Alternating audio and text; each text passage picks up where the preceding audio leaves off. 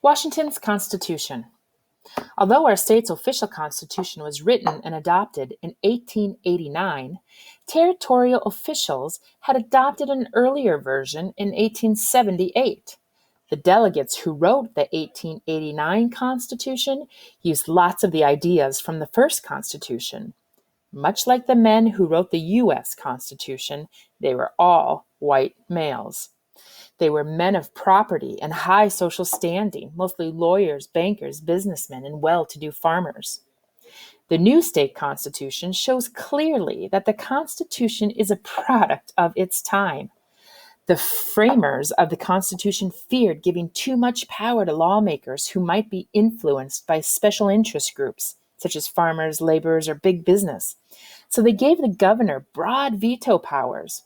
As a result, the governor can veto a whole bill or entire sections of any bill. Rights and freedoms. As required by the U.S. Congress, our state constitution upholds the basic freedoms and principles of liberty and justice that are included in the first 10 amendments, or the Bill of Rights, of the U.S. Constitution. However, Washington's Constitution clarifies rights that were either not addressed or were vaguely worded in the U.S. Constitution. For example, Article 1, Section 7 of our state constitution ensures that citizens of Washington have a right to privacy. No such right is stated in the U.S. Constitution. Our state constitution also includes specific requirements for establishing a system of public education. Article 9 of the Washington Constitution states that it is the paramount duty of the state to make ample provisions for the education of all children in the state. Although Washington's Constitution is more specific in establishing a citizen's right to bear arms, it states that an individual has a right to bear arms in defense of himself or the state. The Constitution, however, does not allow individuals or corporations to organize, maintain, or employ an armed body of men.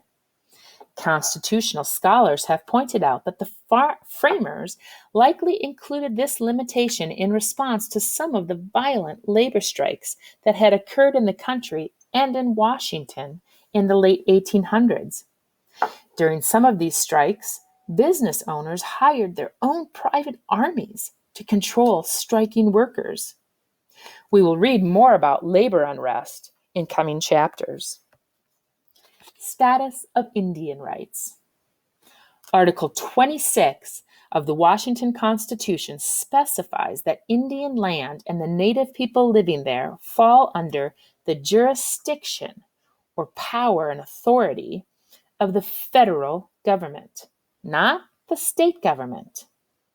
As you read in the last lesson, Indian tribes do have tribal sovereignty, or that right to self-govern.